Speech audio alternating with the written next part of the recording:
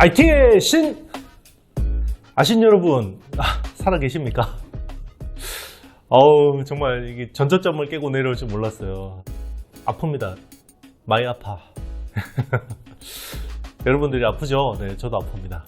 그래도 이게 또 큰 시장을 위해서 또 우리가 견뎌야 될 시간일 것 같습니다.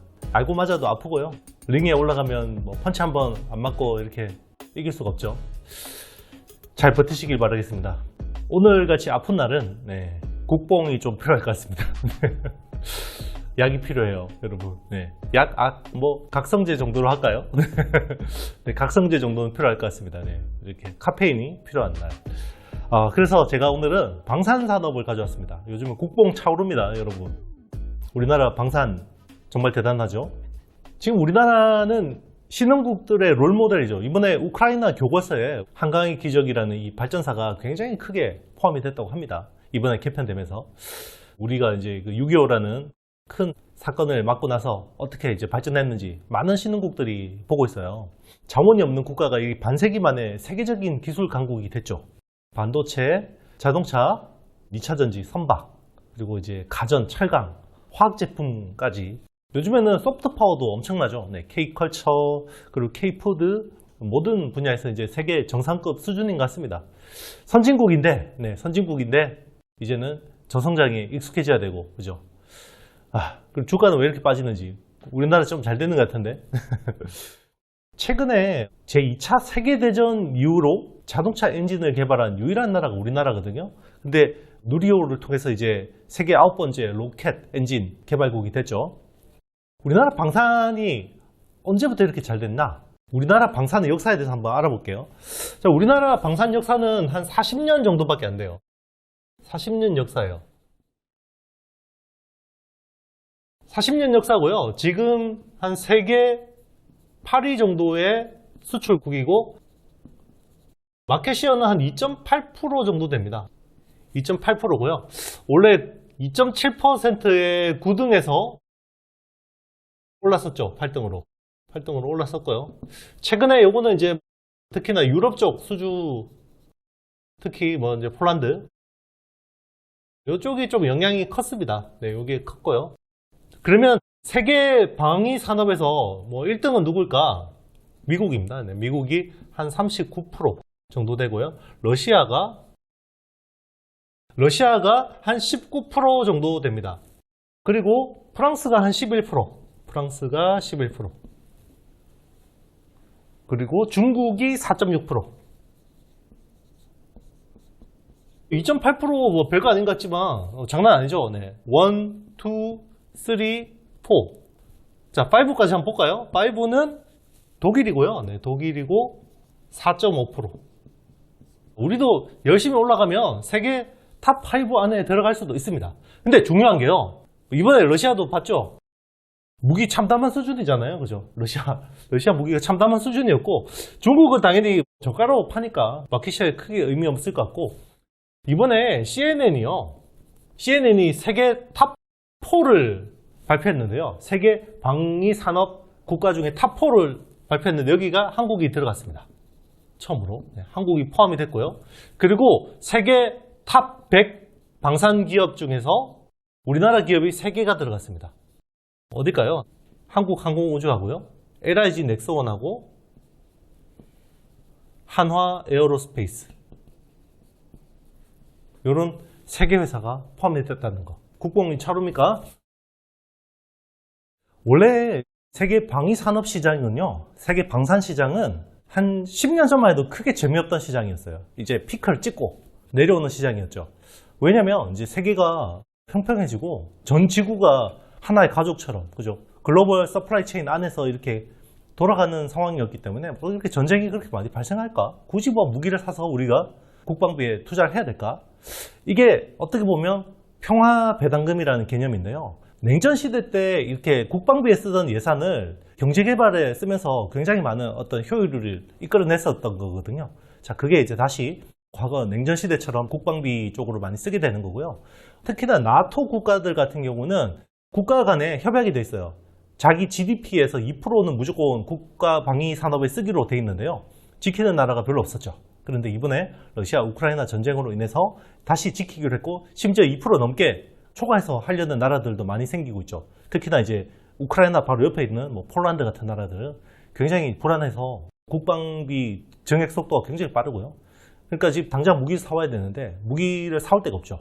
왜냐면 그동안 이렇게 안 좋으니까 글로벌 공급망이 많이 망가졌을 거 아니에요. 그리고 코로나19로 인해서 제대로 생산 라인들이 안 돌아가겠죠. 자, 그나마 제대로 되는 데가 우리나라밖에 없는 거죠. 그러다 보니까 폴란드가 정말 엄청난 규모로 우리나라 무기를 사기로 했죠. 그러면서 우리나라 마켓시어가 더 많이 올라갈 것 같습니다. 자, 앞으로 탑 5 안에 들어갈 수 있을지 굉장히 이제 장기적으로 볼 만한 거고요. 최근에 방위산업에서 수출 증가율이 가장 가파른 나라가 우리나라라고 보시면 될 것 같습니다. 자, 그러면 왜 이 방위산업이 10년 전만 해도 재미가 없었는데 왜 이렇게 갑자기 반등을 하게 됐냐면, 그게 러시아가 우크라이나 크림반도라고 하죠. 크림반도를 병합한 이후로 뜨악한 거죠, 전 세계가. 그러다 보니까 그때부터 방위산업이 바닥을 찍고 상승하기 시작했고요. 최근의 성장 속도는 굉장히 빠릅니다. 자, 무기 수출 증가율이 가장 가파른 나라가 우리나라라고 했잖아요. 우리나라가 2012년에서 2016년 대비해서 2017년부터 2021년까지 증가율이요 176.8%입니다. 네, 엄청나죠. 네, 엄청난 성장 속도를 보이고 있고요. 지금 세계 경제가 경기 침체를 향해서 골로 가고 있죠. 네, 가고 있는데 정말 방위산업은 딴 나라 이야기인 것 같습니다. 특히나 이 섹터 자체도 좋은데 거기서 우리나라가 굉장히 돋보이고 있다라는 거죠. 네, 그래서 이 불황에도 지금 열심히 쳐다보고 공부해야 될 이유가 생긴 겁니다. 자, 그러면 방위산업 국산화적인 측면에서요. 국산화 측면에서 우리나라는 예전에 뭐 소총 이런 것들 수출했겠죠. 초기에는 소총 뭐 이런 거 휴대용 무기들 이런 것들 수출했죠. 뭐 크게 부가가치가 없는 거였는데요. 한 70년대부터 이제 미국, 한미 간의 어떤 무기 공조가 많이 되잖아요. 그러다 보니까 70년대 창정비라는 것들을 국산화를 하기 시작합니다. 이게 창정비라는 게 뭐냐면 전투기 같은 것들 F-16이나 뭐 그때 이런 것들을 이제 운용을 하면 이런 것들 정비를 계속 해줘야 되는데 미국이 직접 하는 것보다는 이제 조금씩 덜 중요한 것부터 우리나라한테 조금씩 주기 시작한 거죠. 네, 이런 것들이 지금 뭐 캔코아 에어로스페이스 같은 회사들 이런 회사들이 창정비 쪽 뭐 이런 쪽을 하고 있는 거죠. 물론 70년대 캔코아가 한 건 아니고요. 자, 요게 한 80년대에 들어서 우리나라도 기술 협력 생산을 한 겁니다. 이제 기술을 가져와서 우리가 이제 조립만 한 거죠. 네. 그러면서 기술을 점점 내재화하기 시작했고 90년대부터 이제 우리가 독자 개발을 하기 시작합니다. 요거는 사실은 구소련이 해체되면서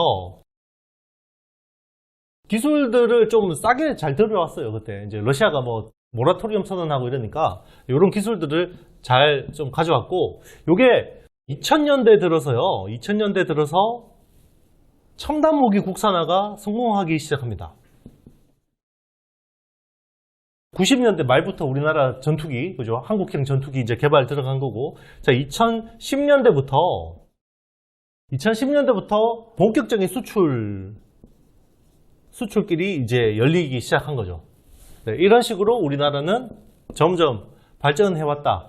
네, 소총 팔던 나라에서 이제 첨단 전투기, 네, 초음속 전투기를 파는 나라가 된 겁니다.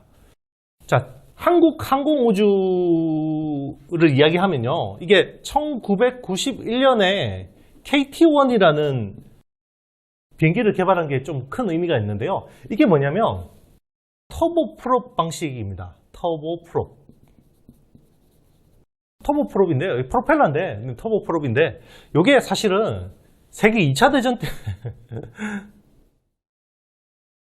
2차 대전 때 쓰던 전투기인 거예요, 여러분. 예, 사실 쉽게 이야기하면 그런 기술인데, 자, 요거를 1991년에 개발했다고 이게 무슨 의미가 있나? 어떻게 보면 약간 좀 웃기기도 하죠. 그런데 50년 늦게 개발한 거잖아요, 선진국에 비해서. 50년은 늦었는데, 자, 지금 FA-50 같은 경공격기 같은 경우, 그리고 KF-21 같은 경우는 세계 최첨단 수준이에요. 자, 이런 비아냥 그림을 딛고 일어서서 이런 전투기를 개발했다라는 거예요, 우리나라가. 국뽕이 차오릅니까? 네. 자, 최근에 우리나라 무기 수출에서 빼놓을 수 없는 나라가 있어요. 폴란드입니다. 폴란드. 자, 왜 폴란드가 우리나라 무기를 언제부터 이렇게 많이 샀나? 그죠? 폴란드는 유럽이죠. 네, 유럽이 EU예요. EU. 그죠? 자, EU에 있는 나라면 독일 무기 사야 되나? 독일이나 프랑스 무기를 사는 게 맞죠? 그죠? 동맹국이니까. 같은 나토 회원국이잖아요. 네, 그죠? 나토 회원국인데 왜 한국 무기를 사려고 할까? 일단은 폴란드는 급합니다. 급해요. 급하다. 뭐가 급하다? 무기가 급하다. 이번에 러시아 우크라이나 전쟁 같은 경우는요, 대부분 서방에서 무기를 지원해줬죠. 사실 미국은 지금 뭐 자국에 비축된 포탄이 부족할 정도까지 지원을 해줬는데, 자, 그런데 대다수 나라들은 유휴 무기를 지원해준 거죠. 왜냐하면 자국의 어떤 국방력이 약해지면서까지 지원해줄 수는 없잖아요. 그러면 자국의 국방력을 쓰고 나서 남는 거를 여기에 지원해주는 건데, 자, 폴란드 같은 경우는 좀 달라요. 거의 국방 공백이 생길 정도로 우크라이나에다가 무기 지원을 해줬습니다. 그리고 이게 우크라이나, 러시아 같은 경우는 이제 소련제 무기들이 대부분인데요. 소련제 무기들인데, 요게 우크라이나도 그렇고 폴란드도 그렇고 예전에 구소련 연방이었죠. 소련 연방의 나라들이었기 때문에 무기 체계가 비슷한 거죠. 그러다 보니까 바로바로 갖다 쓰기에 좋은 거고요. 폴란드는 대신에 이제 이렇게 지원해 준 거 대신에 나토 회원국으로부터 현금 지원이라든지 뭐 이런 것들을 대신 받게 된 거고요. 자, 그런데 급한데 독일, 프랑스 이런 나라들은 SCM이 다 망가져 있어요. 미국도 마찬가지입니다. 공급망이 있어야지 바로바로 생산해서 딱 줄 텐데, 자, 이거를 줄 수 있는 나라가 지금 한국 정도밖에 없는 거예요. 이번에 폴란드에서 K2 전차하고요, K9 자주포하고 FA50 경공격기하고, 이게 토탈 이번에 구매 금액만 12조 정도 돼요. 12조 정도 되거든요. 엄청난 규모죠. 자, 처음에는 어떻게 생각했냐면, 요런 미국이나 독일, 프랑스하고 경쟁 붙여가지고 우리를 지렛대로 쓰려고 하는구나 라는 식의 뉴스들이 있었어요. 경쟁 붙여가지고 싸게 살려고 지렛대로 쓰려다 보다 했는데, 폴란드 국방부에서 먼저 발표를 해버렸습니다. 공식화 해버렸어요. 한국 무기 우리 이만큼 살 거다라고. 그거는 지렛대로 쓰려고 한다는 게 아니죠. 국방부에서 공표한다라는 거는 그만큼 우리는 거짓말 아니야, 우리 진짜야, 페이크 아니야, 그 말인 거였죠. 자, 그 다음부터 이게 주가에 본격적으로 반영이 되기 시작했습니다. 그리고 이게 플러스 알파가 또 진행이 되고 있어요. 지금 K2 전차하고 K9 자주포하고 이런 전투기까지, 그리고 유도 무기까지 다 지금 엄청나게 들어가는 거고요. 자, 그리고 이번 폴란드 수주의 의미는요, 규모 자체도 그렇지만요, 보통 방위 산업이라는 게 굉장히 장기간 계약이다 보니까 중간에 불확실성이 굉장히 커요. 불확실성이 굉장히 크고, 이번에 뭐 KF-21 공동 개발한 인도네시아 분담금 안 주고 지금 목리부리는 거 보셨잖아요. 그죠? 이런 장기 계약이다 보니까 굉장히 불확실성이 크고 재무적으로 바로 반영이 안 됩니다. 그런데 폴란드는 지금 급해요. 그죠? 옆에서 전쟁 중이고, 혹시나 러시아가 자기 쪽으로 확전을 해서 쳐들어올 수도 있다는 위기감이 있기 때문에요, 바로 사야 됩니다. 그래서 빠르면 22년 4Q부터 이게 실적에 반영이 됩니다. 이런 경우는 전 처음 봤어요. 방위산업 같은 경우는 굉장히 만만디거든요. 그런데 급한 거예요. 4분기부터 바로 반영될 가능성이 굉장히 있습니다. 그렇기 때문에 과거하고 좀 다르다라는 거를 주지해 주셔야 됩니다. 자, 이번에 한 12조 정도가 된다 그랬잖아요. 지금 현대 로템 같은 회사들이 폴란드 K2 전차 관련해서 4조 5천억 정도의 수출 계약을 발표를 했고요.